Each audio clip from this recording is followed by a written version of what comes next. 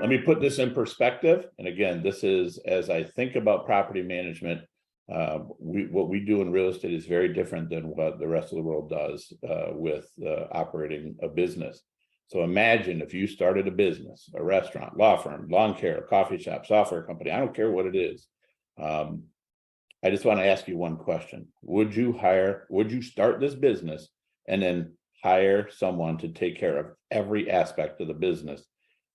I think the answer to that most of the time is no. I've never had anyone say, yeah, absolutely, I would do that, because I've never seen anyone answer that question with a yes, and I've never seen someone actually do it. Yet we do it all the time in real estate. And that's why I think we need to spend a little bit of time talking about property management. So it all starts with finding the right property manager. This is critical, because if you can nail this part of the process, you're well on your way to a successful deal. So the first is the brokers. We operate in Central Northern Florida, and we are extremely well networked with brokers, not only as buyers, not only as sellers, but as property managers. And the broker referrals, I will tell you, are the number one source of new work for us on the property management side.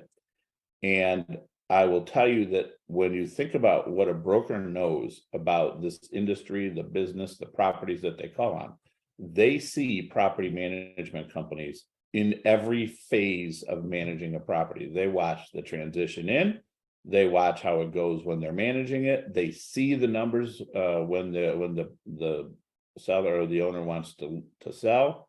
They get to see that property management company operate. And it's really interesting, because it's very difficult for a bad property manager for brokers to not understand that they're not a very good property manager. So they get to see this full cycle nonstop. So you need to start with brokers in terms of where there's third-party managers who you should talk to about managing your property type. Now, that brings me to the next point, and that is that you got to make sure that they have experience in your property type. Single family homes and multifamily have completely different business models. Single family homes, when you have someone manage a portfolio of homes, the turnover is much lower, and they typically charge you a flat fee. You typically don't have a full-time maintenance guy. Of course, it's just a home, and you don't have a full-time leasing person. What you do is you pay for the management company to provide those services, and they mark them up. But the good thing is you only need maintenance on the property when you need it. And so they go there, they might pay their maintenance guy $25 an hour and charge you $45. That's fine, but they're in and out, and that's fantastic. All the leasing calls typically go to a centralized office, and then appointments are set, and then they dispatch out those leasing people, and then typically charge you some sort of leasing commission in the single family world. In the multifamily world, it's completely different. I call it a centralized versus decentralized business model. Single family is centralized, multifamily is much more decentralized. So when you have a 200 unit property, a 300 unit property, you can't run it like you do a single family home. Obviously, there's going to be people on site. People are going to want to drive by, pull in, tour, impromptu, unexpected, and you need to have employees on site ready to take care of that customer, right? You have to treat it as much more of an operating business. And that means that there are property level expenses that are going to be there that aren't typically there in the single family home market. The next thing I want you to focus on is, do they own properties themselves? As we've been doing this for the last 25 years, it is a very clear distinction between a manager who's actually owned properties themselves and taken them full cycle, and especially if they've raised money to do it with outside money, they understand your situation and what you're trying to do and how you're going to do it. And I have found, by observing other property management companies, we own properties ourselves as well, so we know what we do and how we do it and the decisions that we make. But when I look at companies that don't own, they make very different decisions. They understand property management to be a lot different than we do. In fact, we're taking over a property from a manager currently who does not own and has never owned And their comment really was along the lines of, we think you will do well with them because you all come from the same, you're cut from the same cloth, meaning owners. So I think some of them actually recognize that themselves. All right, next, you want to make sure the bookkeeping systems are good. Now, I don't want you to take this stuff for granted, because I can't tell you how many times we've taken over properties and the books are just a mess. When you think about what it takes to be a good property manager, I mean, you've got to know marketing, HR, accounting, bookkeeping, internal controls, maintenance. There's so many things you got to know. Most people in property management, until they've grown it to the point where they can bring on a financial person, their books and records aren't that good. And it's going to be very hard for you to make good decisions about your property if you don't have good, timely information. We always give our clients direct access into our system so that they can look at anything they want all the time. And then we coach them about what is important for them to monitor, because usually it's information overload when we get to that point. But the level of transparency is important to me. So make sure that they have good bookkeeping systems. And again, you go back to the brokers. The brokers are going to know that, because the brokers get their financial information and then try to create a BOV for an owner to sell their property. And if the numbers are a mess, the brokers are absolutely going to know it. It's going to be very difficult for them to hide it. All right, next, I would, everybody has their own position here on pricing. I would just strongly encourage you, do not hire the cheapest property manager you can find. I see people try to do this all the time, and you'll be sorry, right? There is a lot to do in the property management world. I think Jacob made it pretty clear in the last presentation. Property management's not wildly profitable by any stretch. It's very difficult to make money. And so if you try to hire the cheapest person on the block, you have given them a reason to not pay attention to executing your business model. And you definitely don't want to do that. Next, make sure that you align them with your goals. So again, I talk about having, they need to make enough money to be able to justify allocating time to their property. If you think about it, just think about it. Think about them as an employee, an extension of your company. If you were to offer an employee $2,000 a month, how much time and effort do you think that they're going to put into whatever job you're giving them? Well, that's only $24,000 a year. Guess what? You're not even going to get anybody to apply for that job. So when I say don't hire the cheapest, I mean, just put it in perspective and think of them as an extension of your business, sort of an employee. And when you look at that, geez, if you can't get one person to work for what you're going to pay your property management company, imagine how they're going to get their bookkeeper, controller, their regional manager, all the people, that marketing people, to spend time on your property. Obviously, they're not going to be full time, but if you can't get one person to do it, there's no way you're going to be able to get 4 or 5 different disciplines to spend time on it. Next, give them incentives. This is, depending on where you're at in the country, this is more accepting than others. It's very difficult. The reason the property management world is what it is because owners typically don't like to provide a lot of incentives for their property managers. I go back to treat them as an employee, give them big incentives so that they really keep the eye on your ball and not someone else's. So how you do that is entirely up to you. But I do think incentives are a very important part of making sure that they're successful, so that at the end of the day, if you've done this right, and this is how we structure our deals, if the investors do well, that means the sponsor's done well, that means the property management has done well, and the employees that made it all happen have done well. So if you do this right with an incentive pack, because they're all the way up the chain, you're just putting yourself in the best position possible to be successful. All right, make sure that they're innovating and improving. Now, this seems obvious, but the reason I want you to focus on this is because there are a lot of people that own properties and say, hey, you know what, I got the whole infrastructure in place here. Let's just pick up some extra money and we'll do property management on the side, and just, it'll be pretty easy to make money doing that. But they're not really focused on the business of developing a property management firm and really nailing down these operating processes to become super efficient. So a good example. I see property management companies that I've watched for 4, 5, 6, 7, 10 years, and they're still doing business the way they used to. That's going to be a train wreck for you, because with the way labor is squeezing us in this business right now, you need to find everything you can do to be as efficient as possible. And if they're not innovating and improving, you're going to suffer for that. All right, make sure their processes are well developed. I'll give you an example here of how we approach this. Think about, remember, property management is a business. All right. So like you should grow any business, I show you this flow chart only because this is the way you want your property management firm to have developed and documented their systems.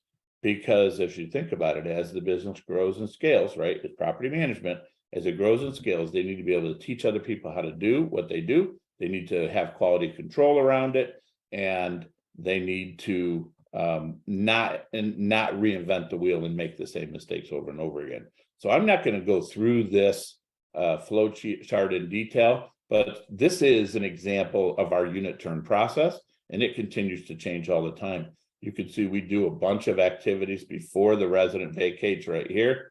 Then we do a bunch of things while we're turning the units, and then we have the new resident moves in, and then we still have more things to do. And it ends with the manager asking for a 5-star Google review. But if you look at every box in this picture, in this flow chart, you will see that it's very well carefully laid out, and inside each box is basically a whole set of processes or instructions, so that when we bring on a new maintenance person or a new manager or whatever, we can teach them KRI's way to do this. So again, hopefully the management company you're talking to has some degree of documentation for their systems. But what I wanted to do here was give you an example of what a truly well thought out documented system would look like for your property management company. All right. I want to give you an example of what happens when you have a super tight system. One of the things in our world, everything starts with occupancy. It just does. If you can keep your property full, everything else in your P&L falls in line for the most part. All right. So it stands to reason that you're going to want to minimize the number of days vacant that you have. So if you think about this, and one of the ladies in the panel yesterday had spoke about this. We do this. It's a battle constantly with our managers, because they don't always believe that they can make it happen. But think about, any business should generally align themselves, their business, their processes, the way they conduct business with their customers' lives. So if you think about this, when we do unit turns and we run our leases, this is how we do it. We want all lease expirations to try to hit between tax day and Labor Day. Okay. Why? Because that's what most people want to move. That fits with our customers' lives. All right. And that means that when the apartment vacates, we'll have maximum traffic, because we'll have the most people trying to move during that time. We like to have leases start on Fridays. Why? Because when do people move? Most people don't like to take time off work to move. Well, if you have their lease start on Fridays, they pick up their keys on Friday afternoon on the way home from work. They schedule the U-Haul for Saturday. They got the whole weekend to move in. It fits their life perfect. And then their lease ends on Sunday. Why do we do it on Sunday? Because when are people moving? They're going to move on the weekend. So they're going to get their buddies to help them move on Saturday and Sunday, and then drop the keys in the box on Sunday night. And what does that allow us to do? That allows us to turn that unit starting first thing Monday. So we have Monday, Tuesday, Wednesday, Thursday, and then by end of day on Friday, we're ready to go. That new person can move in, and we can turn units that quickly using the system that I showed you, as long as you can get everybody doing what they're supposed to do. So I show you this again as an example of what, when you really drill down into the property management world and focus on efficiencies, this is an example of how you should run your leases and your unit turns. Now, I do have to give credit. I learned this little trick here a couple of years ago from a gentleman named Ken. He was with a big management company in Central Florida. In case he's on the call, I want to give him full credit for it. Ken P, really super operating guy, very, very knowledgeable. And I learned this from him, and I didn't want to steal his thunder without giving him credit for that. All right, so now let's talk about, you've selected a property manager. Hopefully all the things that I've shared with you has led you to the right one. Now you got to work with your property management company. So the first thing I want you to do is set up the relationship the right way. So many times, and I don't understand why they do this. Well, I think I do, but people aren't always necessarily honest with their property manager. I don't mean that they're trying to lie to them, but what they don't do is they're not fully transparent about their business plan. See, we're in the property management business. We also own properties. We know you're going to buy a property, you're going to do your thing, you're going to hold it for some period of time, and then you're going to sell it. Well, I think some owners believe that if the property management company didn't think that you were going to hold the property forever, they might not give you the attention you need. But I mean, this is what we do all the time, and we operate in Central and Northern Florida, and people trade properties in Florida like they change their pants, I think. So it's not a big deal. So I want you to be honest with them. And the reason that I want you to do that and make sure they understand your business plan is that you're going to ask them to make decisions. There's going to be hundreds and hundreds of decisions that are made every single day that you're not going to be a part of if you're the owner and you've hired a third party. And if they don't understand your business plan and exactly what you're trying to do, the chances of them making a good decision are very low. And that they're not going to work against you on purpose, but they're going to end up working against you because they don't understand your business plan because you didn't tell them. So make sure that you do that. Next, I don't want you to rely on them to do your underwriting. Being an owner and a third party manager, and we help people do a lot of training and whatever. There's a lot of folks out there that tell you just rely on your property manager to underwrite your deals. And I will tell you that is a really bad idea. Number one, property management companies don't have underwriters just sitting around waiting for your deal to underwrite.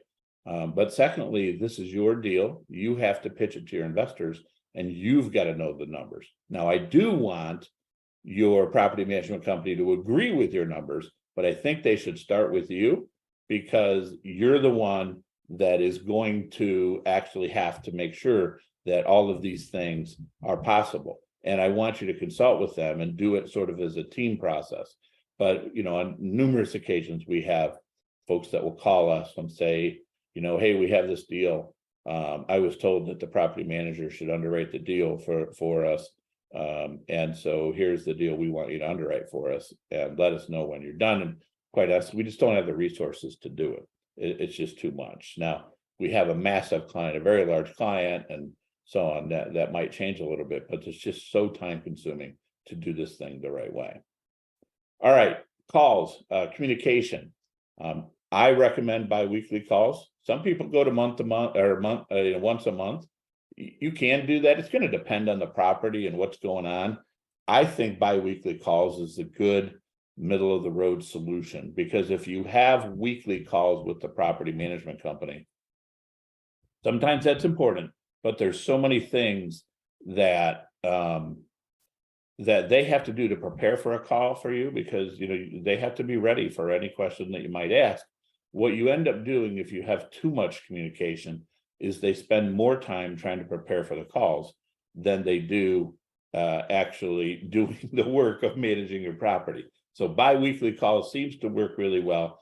And then I would set up a standard set of reports. We do this with all our clients before the call, usually the night before, so they have time to read the reports. Because what you don't want to do is have a bi-weekly call where the management company is simply literally reading the reports that you have in your inbox. That's not useful, right? You want to use these calls to talk about things that are really important. So I would recommend that you have a set of, we use batch reports to do it. It's not really hard to do, but that way we can, you can have all the data in your hands and then have good prepared questions for the call. So that's how I would recommend you do communication. Leveraging their expertise. So again, this goes back to, if you've picked the right management company, just try to listen to them, right? They should know what they're doing. I will tell you, they're going to be the difference between you making and losing money. They just are. There's so many things that are going to happen on the ground, most of which you will know nothing about, because it's just day-to-day operating stuff.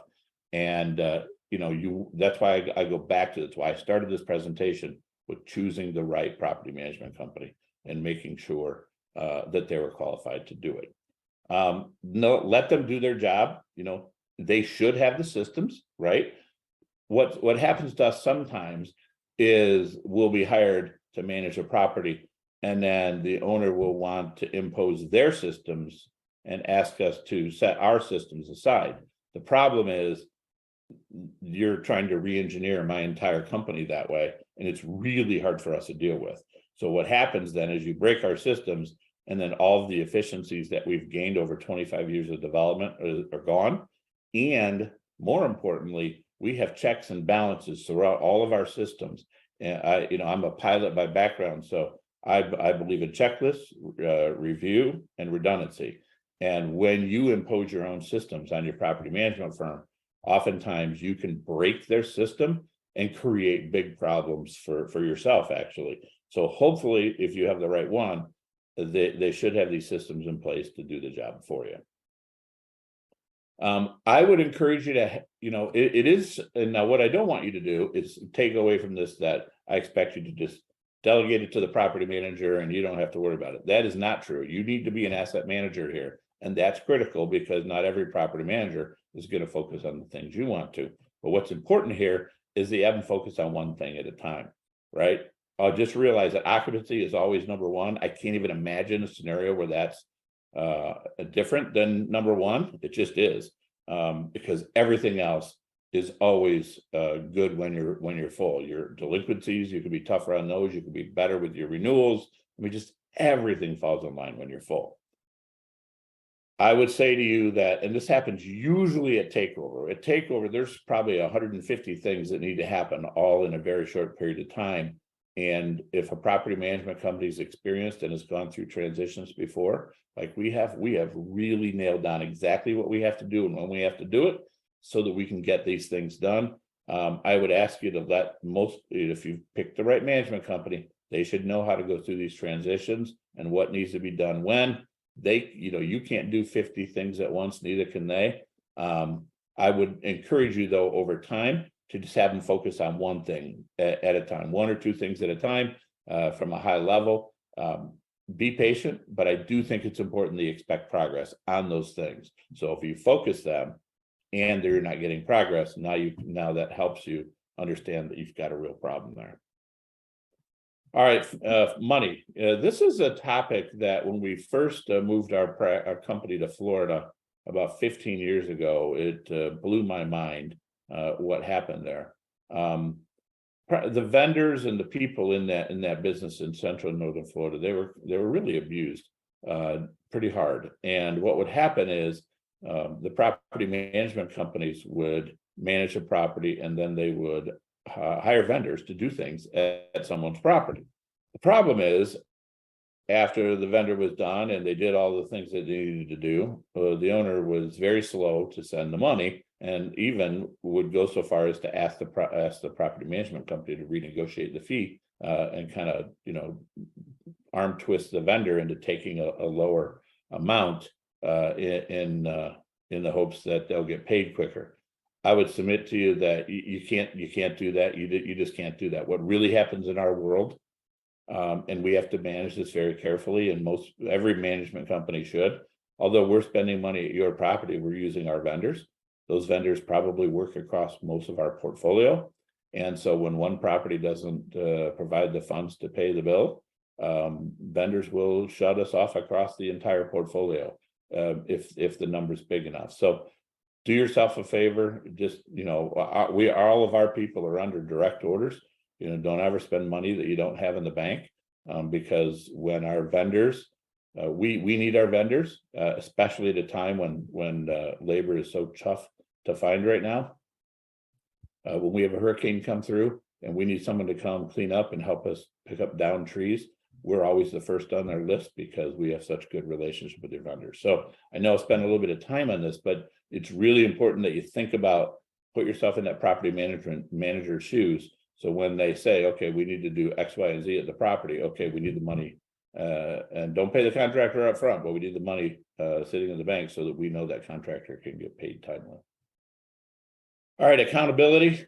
I will tell you, if they are not getting the job done, do not delay getting rid of them. Okay, nothing good happens.